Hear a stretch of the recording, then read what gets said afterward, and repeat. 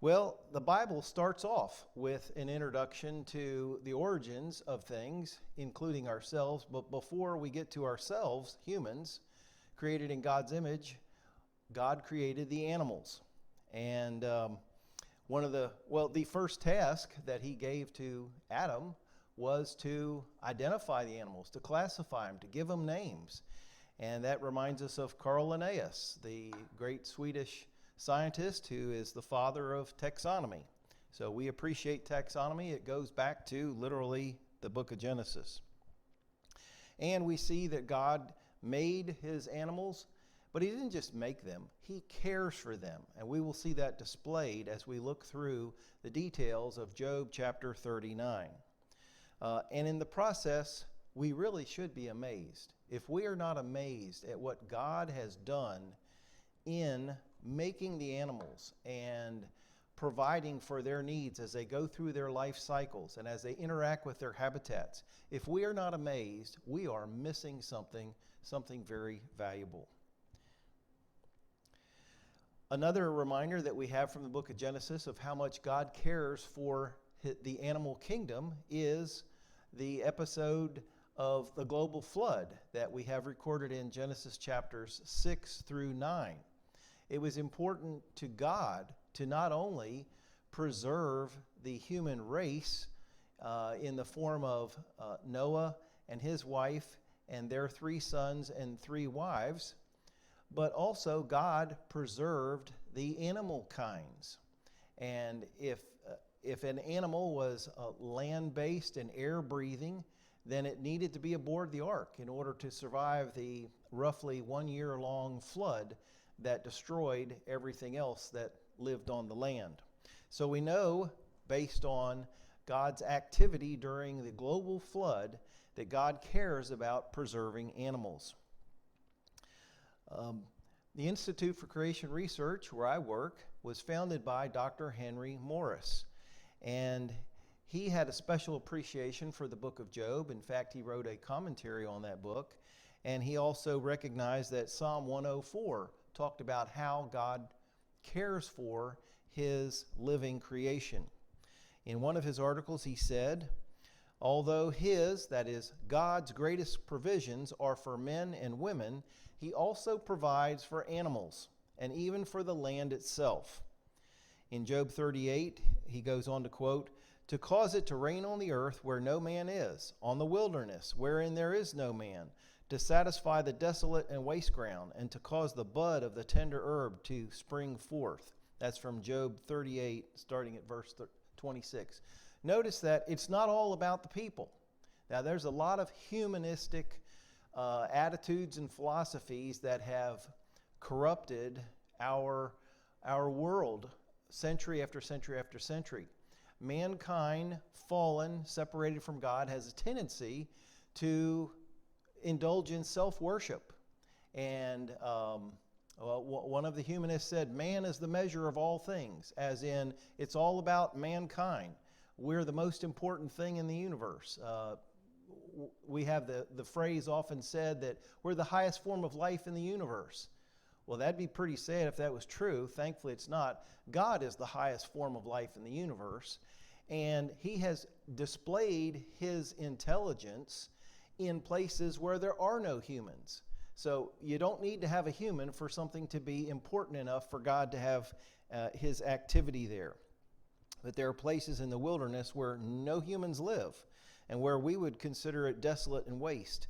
And yet God is doing amazing things and often at very small, minuscule, microscopic levels, but he has got lots of activity going on, and we don't know the half of it, and we'll not see the half of it in our lifetime. But we can be introduced to at least some of the details to get at least a taste of appreciation for what God is doing in his creation on earth. He sends the springs into the valleys, which run among the hills. Living things need water. They give drink to every beast of the field. By them, that is, by those springs of water, the fowls of the heaven, that is, the birds, the flying things, and that would include insects that fly as well, have their habitation. They sing among the branches. He causes the grass to grow for the cattle, that is the livestock. And in a later lecture, I'll focus more on grass in particular. So is this great and wide sea, that is the saltwater bodies of the world, wherein are things creeping innumerable. There are amazing forms of life that God has put in saltwater habitats. And we could spend thousands of years appreciating the details of that. And yet all of these creatures depend on God for their existence, just as we do. These wait all upon you, thee, that thou may give them their food in due season. God is the one who provides food and does so on a periodic basis as it is needed. The result is that all of those creatures, and ourselves as well, are filled with good. And that is the theme that we're going to see as God is talking to Job in chapter 39, which we're about to look at one verse at a time. The high hills, Psalm 104:18 says, are for the goats that go up. The ibex goats would be one way to translate that. The rocks are a refuge for the rock badgers. There are places that are inhospitable to us, but God has designed creatures to fit and fill those habitats. So when we think about the context of Job chapter 39, we realize this is a big part of God's nature sermon. This is the longest nature sermon in the Bible. It really starts in chapter 38 and it goes all the way through chapter 41. So you have 38, 39, 40, 41. You have 4 continuous chapters of God teaching theology through nature. That is, he is using creation in order to teach about himself to Job, because Job's going through a rough time. Job's going through a horribly rough time, and to make matters even worse than the experiences he is experiencing, he doesn't have the benefit of the book of Job. If we go through a terrible time, we can read the book of Job and take courage from that, and we can be encouraged to endure, knowing that God's going to work it all out with a happy ending. Job didn't have the benefit of the book of Job. So he was really going through a very troublesome time, being tested, having his faith tested, and God gave an answer to his questions. Some people read the book of Job and they think, Job asks all these questions of God and God never bothers to answer. Wrong. God gave answers that many readers don't appreciate. It's not the answer they expected. It may not be the answer they want, particularly if they have an anti-creationist bias. But God did answer Job's questions. And one of the things he did was he taught Job, you need to depend on me through thick and through thin, because I've got it worked out. I am smart. I have purposes, and I will produce caring results. So that's what we see in the overall flow of Job chapters 38 through 41. In chapter 38, most of the verses in that chapter talk about the non-living environment that God has made, the geophysical environment, lightning bolts, snow, rocks, water. That's what chapter 38 is mostly concerned with, although the last couple verses spill into the world of living things, which is what chapter 39 is all about. Chapter 40 is reserved just for one special creature. A lot of attention has been given to Behemoth, and because of that, the other animals that are less sensational are often neglected. And so that's what we're looking at today. We're looking at the other animals, the ones covered in chapter 39. And then likewise, chapter 41 is about Leviathan, another very sensational creature. He's gotten a lot of attention, but in the process, many have neglected chapter 39. So that's why we're studying that. But Behemoth is an example of an amazing creature who lived in a freshwater wetland habitat, and Leviathan inhabited a deep, that is an oceanic saltwater habitat. Just a quick mention about the literary form that we have the book of Job written in, it is a form of Hebrew poetry. Now, that doesn't mean it's symbolic and it doesn't contain factual information. Obviously, it does. In fact, the book of Job is very interesting because it starts out as historical narrative, and then it goes into these dialogues, which are in poetic form, meaning that they have parallelism in meaning. And poetry in the Hebrew language is not based on the sound of words like rhyme. In English, we make poetry by having lines rhyme, and also we match the meter, that is the number of beats or the number of the syllables. The syllable patterns have to match up, but that's an auditory pattern. Whereas in Hebrew, it has nothing to do with the sound of the words or how many syllables match how many syllables in the next line. It's all about parallelism of meaning. And there's different kinds of parallelism of meaning, which you can see in the blue chart there on the right. But in this case, the important thing to notice, and where it makes a difference in our understanding of Job chapter 39, is that God will take a theme in his nature sermon to Job. He'll take a theme, he'll take a topic, and he'll give two different animals as examples of that topic. And then he'll move to a second topic, and then he'll give two different animals as an example of that topic. And then he does the same thing a third time. Third topic and two different animals as an example. So we do see the parallelism, and that helps us to understand what to look for in order to understand the intended meaning that God gave to this part of his word. We might mention that, of course, all of this is in great contrast to the evolutionary teachings that are popular around the world. Unbelievers try to dismiss God from their thinking, and as a result, they have to come up with an origin story for how things got here. Well, if things didn't get here by God creating things, then how do you explain the existence of things, complicated things, living things, talking things?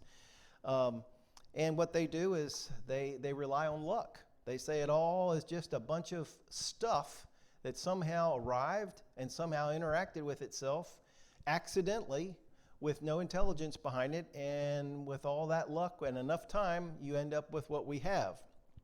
That doesn't make sense. That's not scientific. That violates the second law of thermodynamics. And the second law of thermodynamics is not a law that you can say, I'll take a waiver on that.